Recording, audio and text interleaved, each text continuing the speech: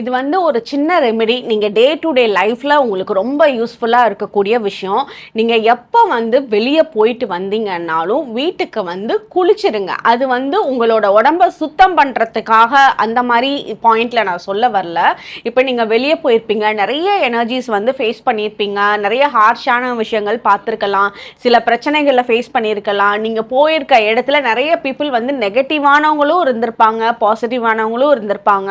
So அந்த நெகட்டிவாக இருந்திருந்தாங்க அப்படின்னா அந்த எனர்ஜிஸ் எல்லாம் நீங்கள் அட்ராக்ட் பண்ணிட்டு வருவீங்க. ஏதாவது எலுமிச்சம்பழம் இந்த மாதிரிலாம் சுற்றி போட்டிருப்பாங்க. உங்களை அறியாமல் காரில் போகிறீங்களோ, பைக்கில் போகிறீங்களோ, நடந்து போகிறீங்களோ அதெல்லாம் மிதிச்சிட்டு வந்திருப்பீங்க.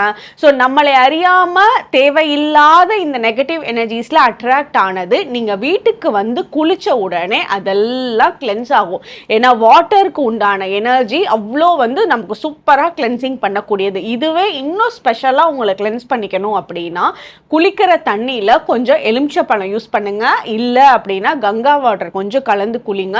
ஸோ இந்த மாதிரி பண்ணுறப்போ உங்களோட உடம்பும் மைண்டும் நல்லா கிளென்ஸ் ஆகும். நைட்டு நிம்மதியான தூக்கம் இருக்கும்.